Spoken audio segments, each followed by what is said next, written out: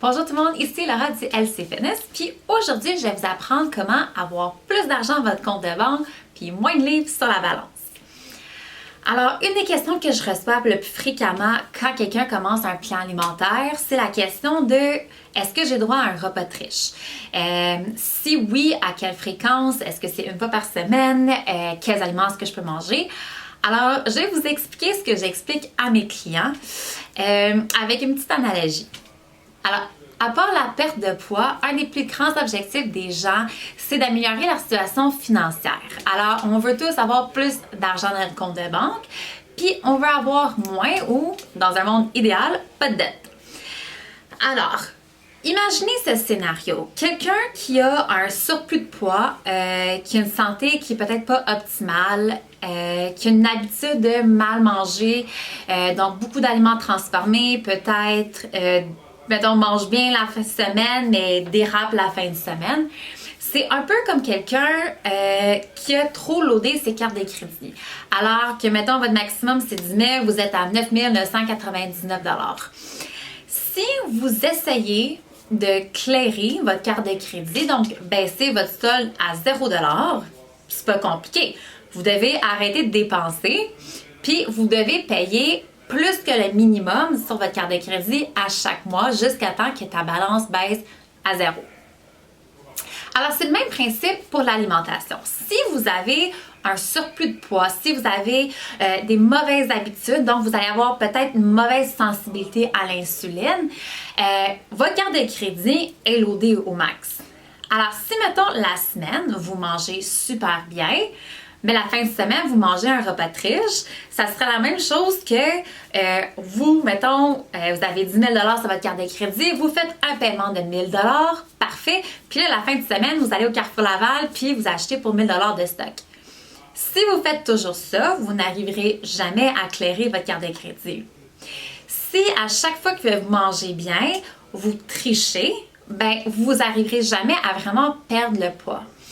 Alors, la meilleure stratégie à adopter, autant pour votre situation financière que pour votre plan alimentaire, vos habitudes alimentaires, c'est de mettre les chances de votre bord, d'atteindre votre objectif, puis une fois que vous avez atteint votre objectif, vous allez remarquer que peut-être les repas de riches ou dépenser l'argent ne vous intéresse même plus.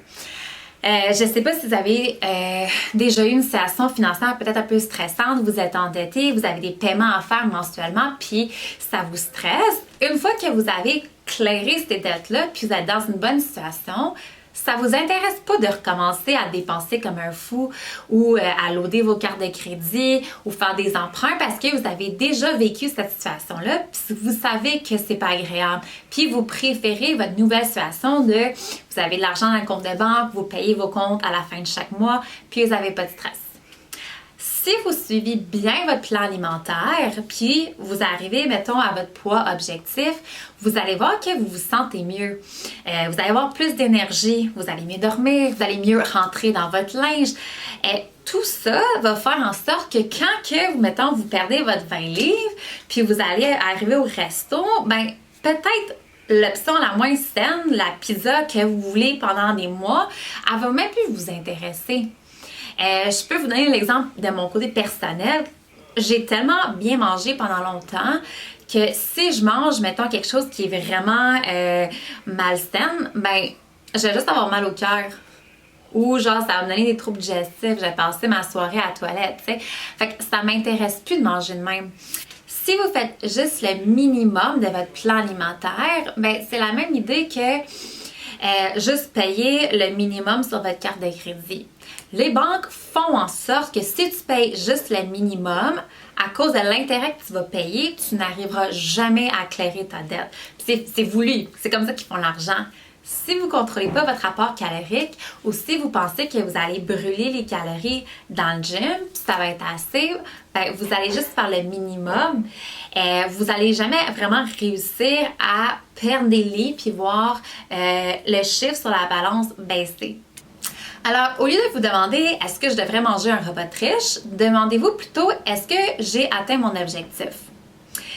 Puis ensuite, être conscient que manger des repas de riches, quand on est en perte de poids, quand on n'a pas une bonne sensibilité à l'insuline, va assurément nuire au progrès.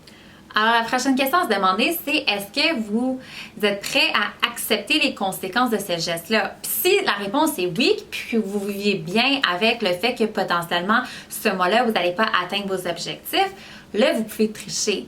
Si vous êtes vraiment motivé puis vos objectifs sont réellement importants pour vous, ben honnêtement, manger un repas de riche, ça va vous nuire, fait que je vois pas c'est quoi l'utilité. Si vous essayez de vider votre carte de crédit, ben ça serait peut-être une bonne idée de pas aller magasiner.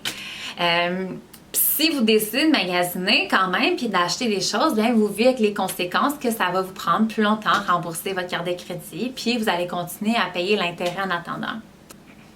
Si vous connaissez quelqu'un qui mange peut-être un peu trop de repas de riches puis qui a besoin d'entendre ce message, taguez-les dans les commentaires. Si jamais vous avez des questions, laissez-nous savoir. Si vous avez aimé la vidéo, laissez-nous un petit pouce ou un petit cœur. Ça nous aide beaucoup à partager notre contenu avec les gens qui en auraient besoin. Alors sur ce, je vous souhaite une excellente journée puis on se voit dans la prochaine capsule.